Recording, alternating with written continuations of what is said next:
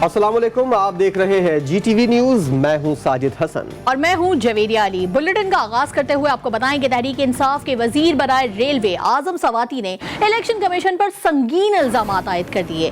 Senate कायमा committee पार्लिमानी उमूर के इजलास में आजम सवाती ने इलेक्शन कमीशन को खरी खरी सुनाते हुए कहा है कि इलेक्शन कमीशन ने पैसे पकड़े हुए हैं। पता नहीं कैसे इलेक्ट्रॉनिक मशीन से मुतालिक 37 एतराजात आयद कर दिए। जवाब देना होगा, इलेक्शन कमीशन शफाफ इंतखाबात की तरफ क्यों नहीं जाना चाहता। आजम सवाती के इल्जामात पर इलेक्शन कमीशन का अमला नाराज होकर कमेटी रूम से चला गया।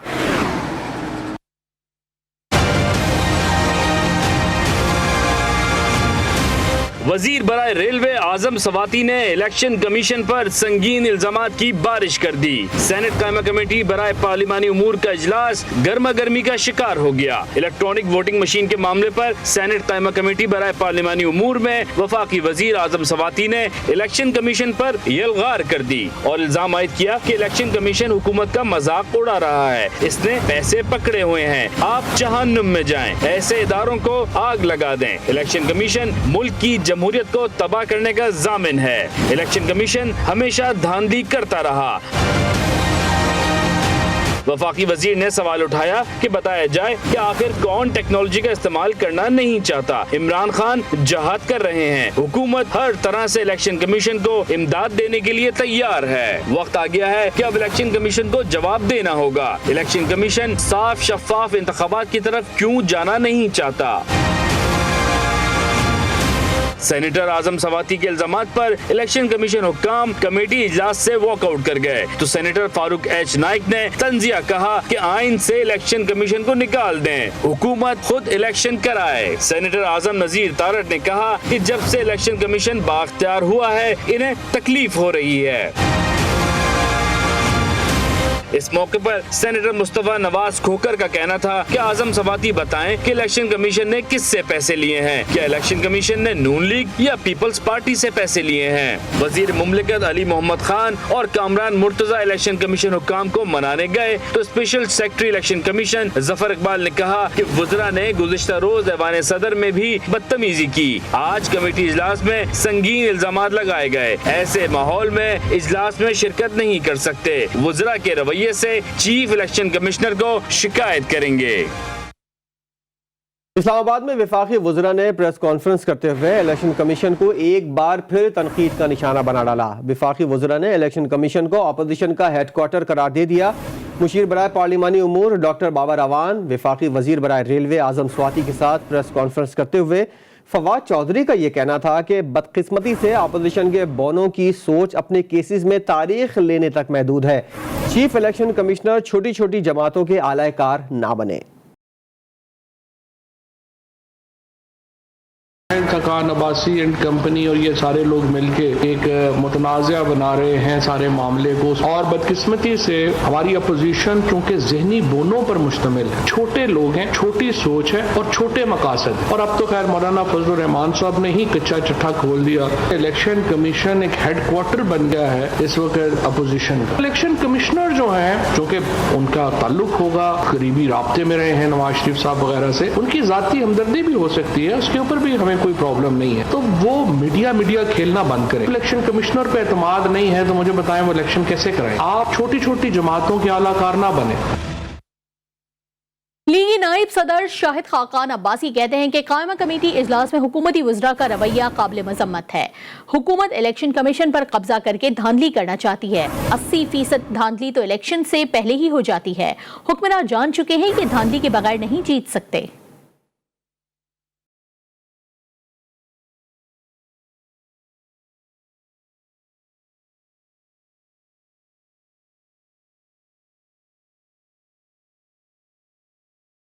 हमारे मुल्क में इलेक्शन रिग किए जाते हैं, जो इलेक्शन चोरी होते हैं, मैं अगर ये कहूं कि 80% रिगिंग जो है प्रीपोल होती है।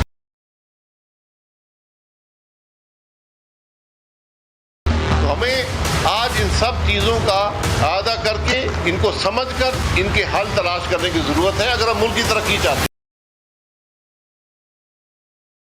एक बात बड़ी वाज़ेह है कि मुल्क की तरक्की एक गैर मुतनाज़ा इलेक्शन के बगैर नहीं हो सकती। आज हुकूमत की पूरी कोशिश है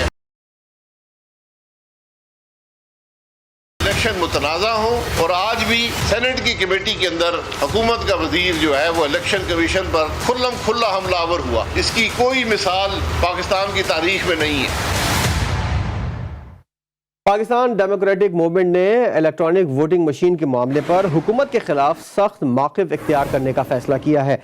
PDM इजलास के दौरान EVM पर गौर किया गया और कहा कि वोटिंग मशीन के नाम पर इस्लाहात किसी सूरत कबूल नहीं की जाएंगी। मौलाना फजलुर रहमान ने हुकूमती हठधर्मी बरकरार रखने पर इंतखाबात के बॉयकॉट की तजवीज़ भी दी है। PDM इजलास में पीपल्स पार्टी की तनकीद का मामला भी ज़ेर बहस आया, जबकि हुकूमत के खिलाफ रोड कारवां समेत दीगर उमूर पर भी अपोजिशन की तजावीज़ पर गौर किया गया।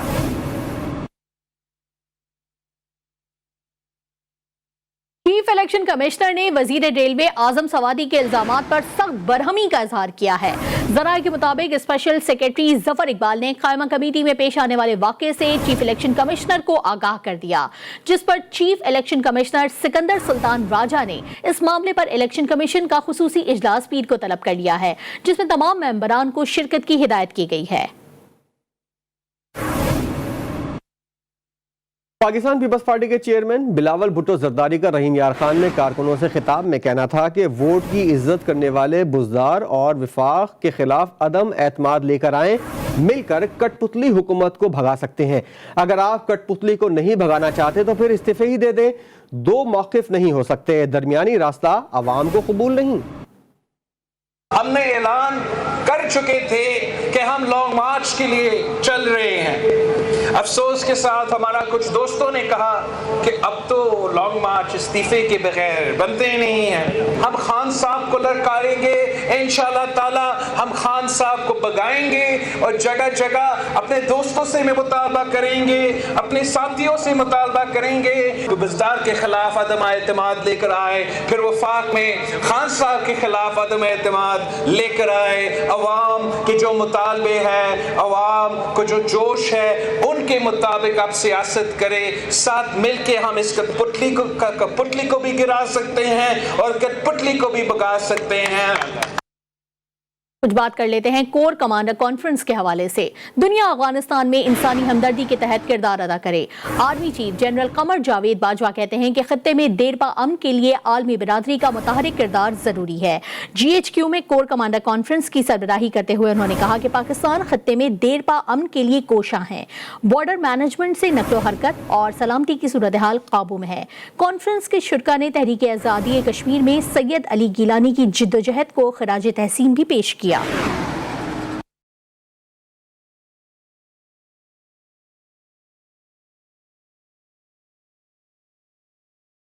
Army chief general Qamar Javed Bajwa की जेर सदारत कोर कमांडर्स कॉन्फ्रेंस हुई। DG ISPR के मुताबिक कॉन्फ्रेंस में आलमी, इलाकाई, दाखिली सिक्योरिटी सूरत हाल पर गौर किया गया। अफगानिस्तान की ताज़ा तरीन सूरत हाल भी जेर गौर आई। कॉन्फ्रेंस में पाक अफगान बॉर्डर की सूरत हाल और एहतियाती इक़दाम पर भी गुफ्तगू की गई।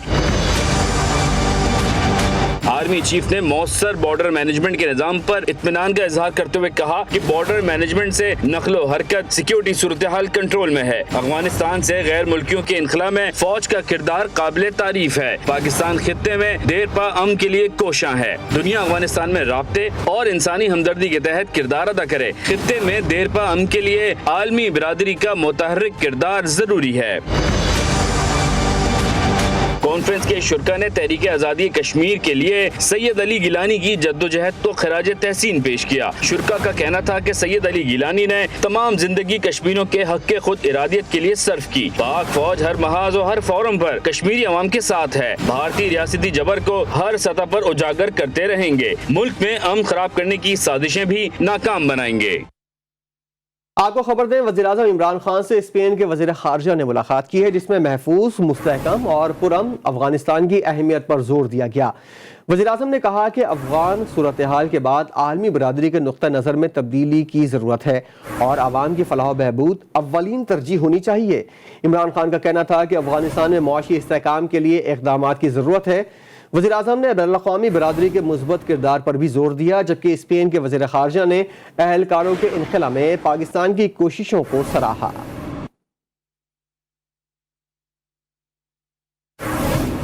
और आखिरी सांस तक लड़ने की बातें करने वाले अफगानिस्तान के साबिक नायब सदर अमरुल्लाह सालेह पंजशेर से दुम दबाकर भाग गए। तालिबान ने उन्हीं की लाइब्रेरी में बैठकर तस्वीर खिंचवाकर अमरुल्लाह सालेह की रौनक पर खाक डाल दी।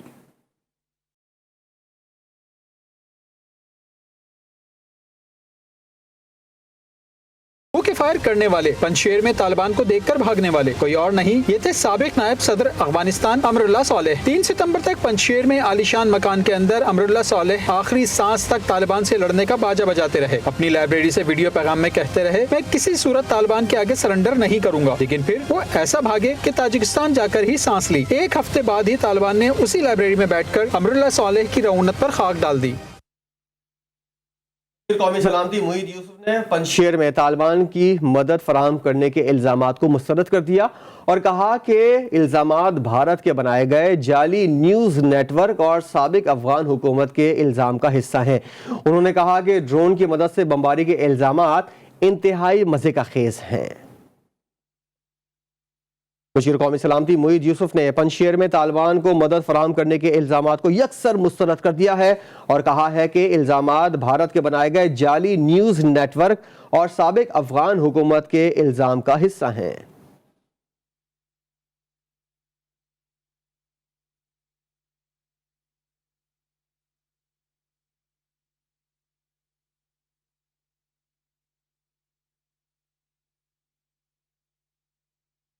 पाकिस्तान ने अमरीकी और इत्तेहादी तैयारों की जानिब से पाकिस्तानी एयरपोर्ट्स के इस्तेमाल करने के वाजिबात तलब कर लिए हैं। सिविल एविएशन अथॉरिटी ने वाजिबात की वसूली की फहरिस्त तैयार कर ली है। हुक्काम ने 10 करोड़ 70 लाख रुपए के बिल तैयार कर लिए हैं जो जल्द ही मुतालिका ममालिक को रवाना कर दिए जाएंगे। सिविल एविएशन अथॉरिटी के तैयारों की पार्किंग, टेक ऑफ, लैंडिंग और एयर स्पेस के चार्जेस वसूल करेगी। इत्तेहादी अफवाज ने 16 अगस्त से 31 अगस्त तक इस्लामाबाद एयरपोर्ट को इस्तेमाल किया जो इत्तेहादी अफवाज के तैयारों का मरकज बना हुआ था।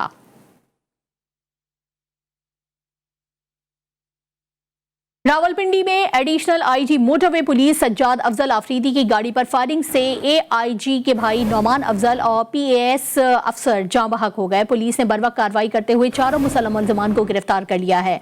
इस वाक़े की सीसीटीवी फुटेज भी सामने आ गई है। इसी पर बात करते हैं स्वाले अब्बासी से। स्वाले जरा बताइएगा ये वाक़या कैसे पेश आया और मुल्ज़िमान कैसे पकड़े गए? जी बिल्कुल, आज रावलपिंडी फतेहजंग इंटरचेंज पर AIG motorway police Sajjad Afzal Afridi और उनके भाई की गाड़ी को जो है नामालूम मुसल्लह अफराद ने जो है फायरिंग का निशाना बनाया। पुलिस इत्तलात के मुताबिक एआईजी सज्जाद अफजल अफरीदी और उनके भाई एक मशकूक गाड़ी का ताक़ुब कर रहे थे कि ताक़ुब करते हुए गाड़ी ने उनको जो है वो फायरिंग का निशाना बनाया। पुलिस राय के मुताबिक सज्जाद अफजल अफरीदी को सर पर और हाथ पर गोली लगी, जबकि उनके भाई नुमान अफजल अफरीदी को सर पर और पेट में 8 से 10 गोलियां लगी, जिसके बाद नुमान अफजल अफरीदी तो मौके पर ही जांबाक हो गए।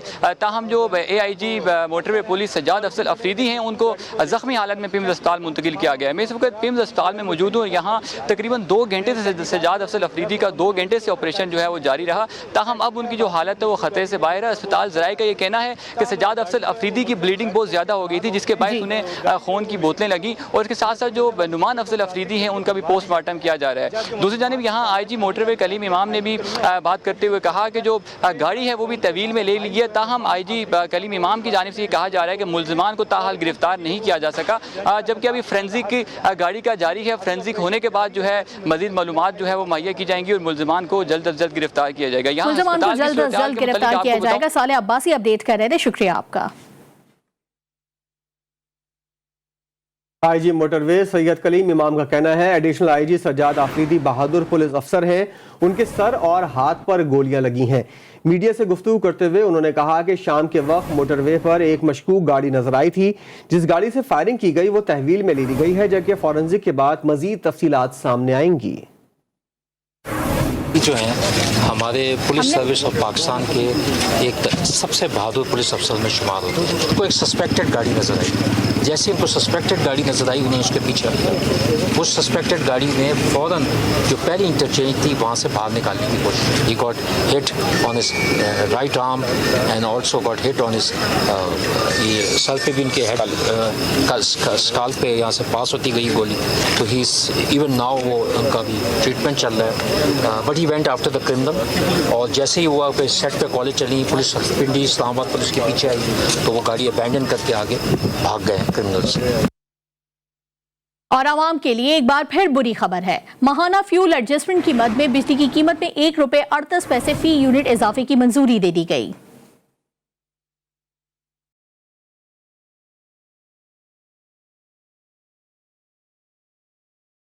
पीटीआई हुकूमत के 3 साल के दौरान बिजली की कीमत भी बेकाबू। नेपरा ने एक बार फिर बिजली की कीमत में इजाफे की मंजूरी दे दी। अवाम पर फ्यूल एडजस्टमेंट के नाम पर ₹1.38 का बोझ डाल दिया।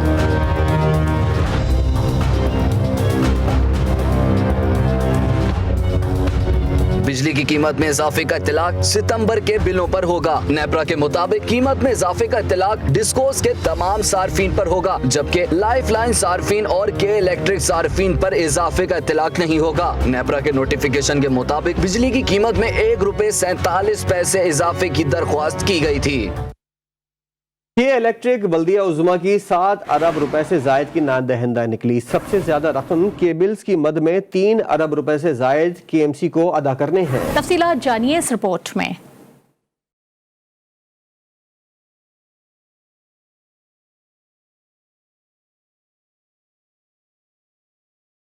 के इलेक्ट्रिक के बिलों में KMC टैक्स वसूल करने का मंसूबा। कराची के शहरियों को बिजली फराहम करने वाली कंपनी बल्दिया उज़्मा की 7 अरब रुपए की नाहिंदा निकली। के इलेक्ट्रिक पर वाजिबात की तफसील GTV न्यूज ने हासिल कर ली।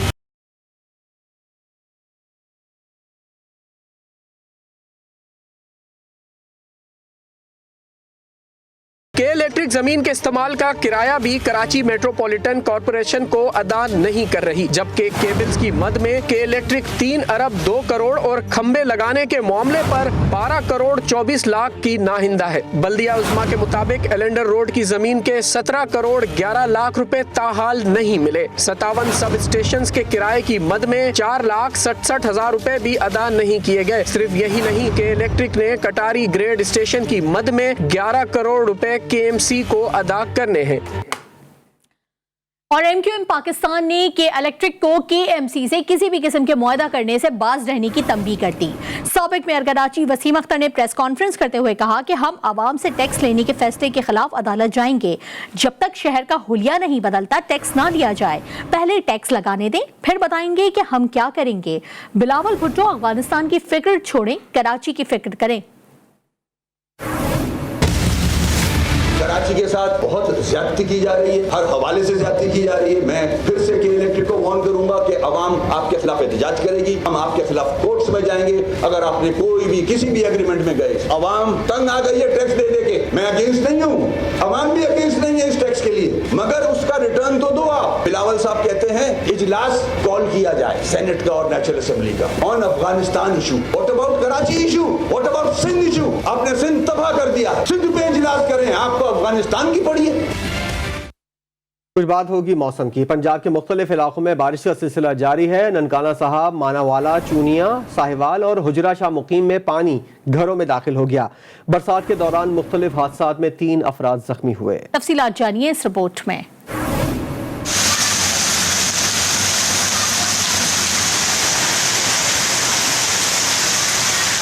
हुजरा शाह मुकीम, मंडी अहमदाबाद, शेरगढ़, बसीरपुर में मौसलाधार बारिश हो गई। बारिश के बायस गर्मी और हब्स का जोर टूट गया। मौसम इंतहाई खुशगवार है। नशीबी इलाके ज़ेरे आब आने से आवाम की मुश्किलात में इजाफा हो गया है।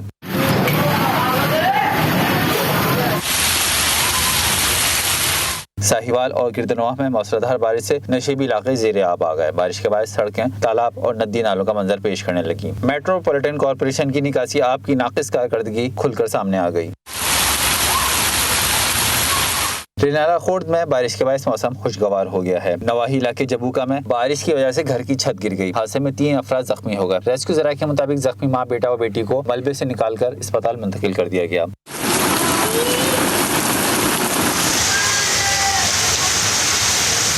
ननकाना साहब, बड़ा मानावाला, सफ्ताराबाद, शाहकोट और गिरदनवाह में गरज चमक के साथ मौसलाधार बारिश से सड़कों पर पानी जमा हो गया है। बारिश के बाद गलियां और बाजार नदी नालों का मंजर पेश कर रहे हैं। गिलगित बल्तिस्तान में लैंडस्लाइडिंग के बायस दरिया खज़र का बहाव रुक गया है। बहाव के रुक जाने से दरिया ने झील की शक्ल इख्तियार कर ली है। लैंडस्लाइडिंग और दरिया के रुक जाने की वजह से शहर शुनोर भी मुतासर हुई है, जिसके बायस जिले के बालाई इलाकों का हेडक्वार्टर गाहकोच और गिलगित से राब्ता भी मुनक़ता हो गया। SSP गजर शेर खान ने पुलिस को हिदायत दी है कि वो मुसाफिरों की मदद करें। कराची में सिंध टैक्स बोर्ड की निसाबी किताबें नायाब रहने के बाद मार्केट में आई तो उनकी कीमतें तलबा के वालिदैन को परेशान करने लगी। दीगर पब्लिशर्स की किताबें ताहाल मार्केट में दस्तयाब ही नहीं। देखते हैं शारका कमाल की रिपोर्ट। कराची में पहले तो तालीमी इदारे खुलना ही एक मुअम्मा बना रहा और अब तालीमी इदारे तो खुल गए, लेकिन बाजार में कई निसाबी किताबें अभी तक मौजूद नहीं।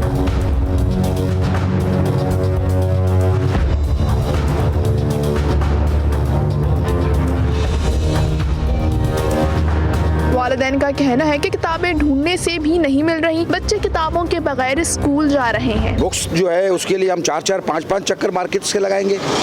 वो बच्चे स्कूल में अलग जो है वो उनको डांट डपट हो रही है कि आपके वालिदैन बुक्स आपको दिलाते नहीं है। बुक्स तो हैं नहीं मार्केट में, तो हम कहाँ से दिलाएंगे। दूसरी जानिब जो किताबें मौजूद हैं उनकी कीमतों में गैर मामूली इजाफा देखने में आया है। दुकानदार कहते हैं कि ब्लैक एंड व्हाइट किताबें अब रंगीन छापी गई हैं, जिससे उनकी कीमत बढ़ गई है। ये कलरफुल हो गई है। पहले आती थी ब्लैक एंड व्हाइट, पहले इस किताब की कीमत थी 100 रुपए की, ठीक है ना, लेकिन ये इसकी न्यू आई है, कलर्ड एडिशन है, तो इसकी कीमत हो गई 150। हुकूमत को चाहिए कि नए तालीमी साल में निसाबी किताबों की मार्केट में वाफर तादाद में फरहमी को यकीनी बनाए और किताबों की कीमतों में कमी के लिए भी इकदाम करे। कैमरामैन अवेज दाऊद के साथ शारका कमाल, GTV न्यूज़, कराची।